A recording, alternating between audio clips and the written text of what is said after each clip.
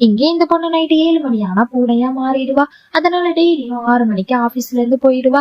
ஒரு நாள் அவளோட மேனேஜருமே அவளை வீட்டுக்கு போக விடாம மீட்டிங் இருக்குதுன்னு சொல்றாரு. அவளுமே போனை பாக்குறா. டைமும் 6:10 ஆகிடுது. மீட்டிங் முடிஞ்சு வீட்டுக்கு போறதுக்குள்ள பூனையா மாறிடுவோமோன்னு பயந்துகிட்டு சீக்கிரமா மீட்டிங் ரூமுக்கு போறா. அங்க போய் மேனேஜர் கிட்ட சீக்கிரமா மீட்டிங் முடிங்கன்னு சொல்றா. அந்த மேனேஜருமே அவ அவசரப்படுத்துறத பார்த்து மீட்டிங்ல இருக்கிறதுக்கு பிடிக்கல போல நினைச்சு அவளுக்கு சம்பளம் 3 மடங்கா இன்க்ரீஸ் பண்ணிடுறாரு. அவளுக்கு வேற வழி இல்லாம டைம் பாக்குறான். அப்போ 6:50 ஆகிடுது. அவளோட ஸ்கின்னும் அரிக்க ஆரம்பிக்குது. மீட்டிங்கும் 6:55 முடிஞ்சிருது. அவளுமே வேகமா மேனேஜர் கிட்ட பர்மிஷன் கேட்டு வெளியே ஓடுறா. அப்பன்னு பார்த்தா அங்க இருந்த கிளைண்ட்டுமே அவளை டின்னர் கூப்பிடுறாரு. அவளுமே என்ன பண்றதுன்னு தெரியாம அவளோட மொபைல பாக்குறா. டைம் 7 மணியாக இன்னும் 1 நிமிஷம் தான் இருக்குது. அதனால அவ அங்க இருந்து சீக்கிரமா வெளியே ஓடி வரும்போதே பூனையா மாறிடுறா.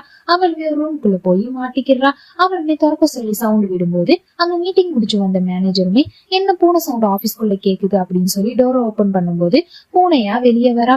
அவரோட காலை மிதிச்சதுமே அவ மறுபடியும் மனுஷியாவே மாறிடுறா.